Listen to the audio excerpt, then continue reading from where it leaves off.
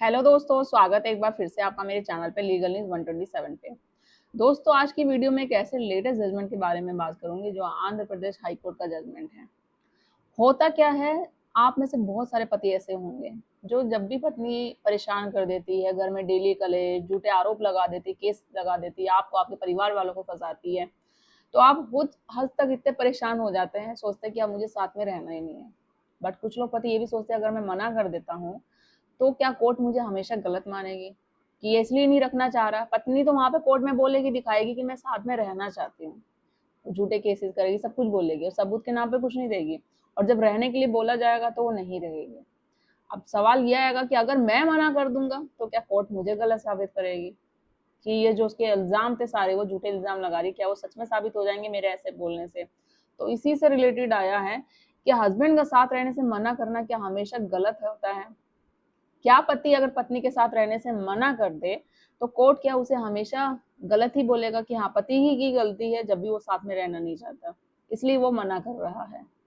तो आज की वीडियो में बात करूंगी ऐसा कौन सा लेटेस्ट जजमेंट है, बहुत लोगों के काम आएगा, एंड तक बने रहिएगा। और फिलहाल अगर चैनल पे नए जुड़े हैं तो चैनल को लाइक करिए, शेयर करिए, सब्सक्राइब करिए, साथ ही बेल आइकन दबाइए ताकि आपको टाइम टाइम से मेरे वीडियो की नोटिफिकेशन सबसे पहले मिलती रहे।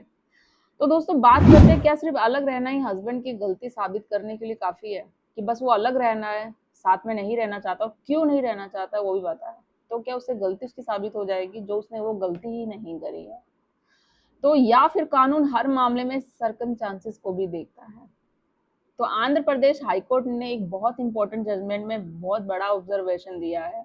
कोर्ट ने क्या कहा है कि अगर पत्नी की तरफ से कोई गंभीर आरोप यानी कोई सीरियस मिसकंडक्ट साबित नहीं हुए हैं, जो वो आरोप लगा रही है पति पे या फिर ससुराल वालों पे, और वो साबित नहीं कर पाई है, तो पति का पत्नी के साथ रहने से वो इनकार करना कोई गलत बात नहीं है। वो कर सकता है, भाई इतने झूठे आरोप में फंसा रही है, उसके फैमिली वालों को फंसा रही है, समाज में, इज्जत में, हर तरीके से उसकी जो सेल्फ रिस्पेक्ट है वो जा रही है, तो ऐसे में वो क्यों नहीं बोल सकता है कि मैं उसके साथ नहीं रहना चाहता।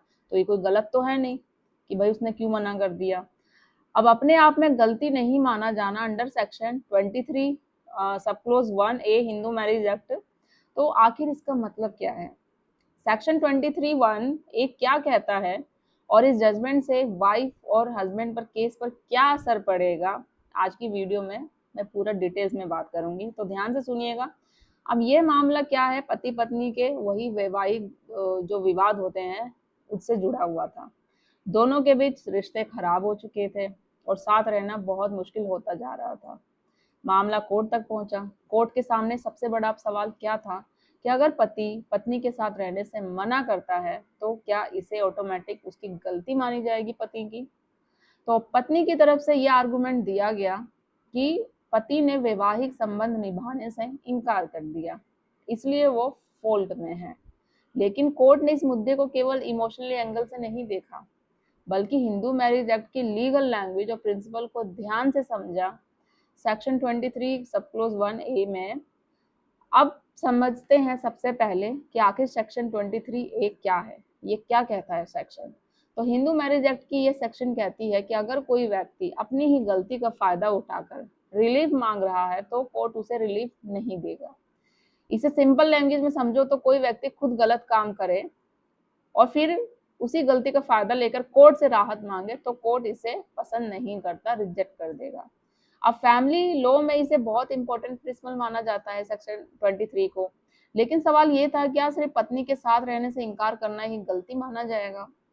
यहीं पर AP हाई कोर्ट ने महत्वपूर्ण क्लेरिफिकेशन दी, और वो क्या कि कोर्ट ने क्या कहा कि हर मैट्रिमोनियल डिस्प्यूट को प्रैक्टिकली रियलिटी और सर्कमस्टांसेस के हिसाब से देखना बहुत जरूरी है। अगर क्या होता है, पति पत्नी के रिश्ते इतने खराब हो चुके हैं कि वो साथ रहना प्रैक्टिकली डिफिकल्ट हो जाए, वो नहीं रहना चाहते हैं, तो सिर्फ हस्बैंड का साथ रहने से मना करना ऑटोमेटिकली कोई लीगल फॉल्ट नहीं माना जाएगा, ये गलत नहीं होगा। कोर्ट ने खासतौर पर कहा कि जब कोई सीरियस मिसकंडक्ट, क्रूरटी या ग्रेव बिहेवियर साबित ना हो जाए तब तक हस्बैंड का रिफ्यूज अपने आप को सेक्शन 23A के तहत रॉन्ग नहीं माना जाएगा। यानी कोर्ट ने साफ कहा कि हर रिफ्यूजल को क्रूरटी या लीगल मिसकंडक्ट की तरह ट्रीट नहीं किया जा सकता है, ये क्लियर कर दिया आंध्र प्रदेश हाई कोर्ट ने। अब कोर्ट फैक्ट, कंडक्ट और ओवरऑल सर्कमस्टेंसेस को देखकर ही फैसला करता है। अब यह जजमेंट इसलिए बहुत इंपॉर्टेंट माना जा रहा है क्योंकि फैमिली डिस्प्यूट में अक्सर इमोशन ज़्यादा हावी होते हैं, लेकिन कोर्ट सिर्फ इमोशन नहीं देखता। मैं हमेशा बोलती हूँ कोर्ट जो फैक्ट होता है, रियल होता है, सबूत होता है, उसी आधारों को देख के ही फैसला करता है। अब अगर महिला चाहती है कि भाई वो रो के इमोशन से होके बोल दे कि भाई इन लोगों ने मेरे साथ क्रूरल्टी करी है, दहेज प्रताड़ना की है, मारपीट की है, बट सबूत के नाम पे उसका कुछ नहीं है, अब वो सिर्फ बोल रही है, महिला है, तो इसलिए नहीं कि कोर्ट उसकी बातों पे यकीन मान लेगा, पति को, ससुराल वालों को जेल में बंद कर देगा, नहीं। सबूत क्या है, जो वो आरोप लगाए जा रहे हैं, किसने किया है, कब, कहाँ है, तो वो सारी चीजें देखी जाएगी, फिर है जो फैसला होता है। अब इस जजमेंट से यह मैसेज आता है कि हर एक, जैसे मैंने बोला कि मैट्रिमोनियल जो भी होता है ऑटोमेटिक एक तो लीगल फॉल्ट नहीं बनता है। कोर्ट अब प्रैक्टिकली जो होती है मैरिटल रिलेटेड को भी कंसीडर कर रहा है। साथ ही लेकिन यहाँ एक बहुत जरूरी क्लेरिफिकेशन समझना जरूरी है, वो क्या कि इस जजमेंट का मतलब यह बिल्कुल नहीं है कि पति बिना वजह पत्नी को अब छोड़ सकता है, ऐसा नहीं है। अगर क्रूरल्टी, हरासमेंट, डोमेस्टिक वायलेंस या सीरियस मिसकंडक्ट हो रहा है तो कानून आज भी प्रोटेक्शन देता है। तो कोर्ट हर मामले में फैक्ट और एविडेंस को देखकर फैसला करता है। ये जजमेंट सिर्फ इतना कहता है कि सिर्फ रिफ्यूज अलोन हमेशा लीगल फॉल्ट नहीं माना जाता।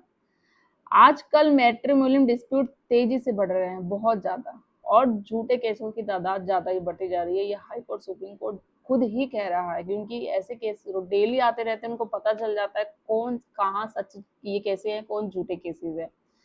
तो ये जजमेंट हस्बैंड वाइफ डिस्प्यूट में लीगल अंडरस्टैंडिंग को क्लियर करता है और लोगों को ये समझाने में मदद करता है कि फैमिली लॉ सिर्फ इमोशन नहीं बल्कि एविडेंस, कंडक्ट और फेयरनेस पर चलता है, उसी आधार पर है जो फैसला करता है। तो दोस्तों, एपी हाई कोर्ट के इस जजमेंट का सबसे बड़ा संदेश यही है। फर्स्ट, हर रिफ्यूजल ऑटोमेटिक लीगल फॉल्ट नहीं बनता, कोर्ट सर्कमस्टांसेस और कंडक्ट दोनों देखता है। थर्ड, सेक्शन 23(1) प्रैक्टिकली इंटरप्रिटेशन के साथ लागू होती है। तो आपका इस जजमेंट पर क्या ओपिनियन है? क्या कोर्ट का ये अप्रोच सही है या नहीं? अपनी राय कमेंट में ज़रूर दीजिएगा, और इस जो जजमेंट का डिटेल्स है मैं लिंक डिस्क्रिप्शन में शेयर कर लूँगी, आप डिटेल्स अच्छे से पढ़ लीजिएगा। जल्दी मिलती हूँ मैं अपनी नेक्स्ट वीडियो में, तब तक के लिए थैंक यू।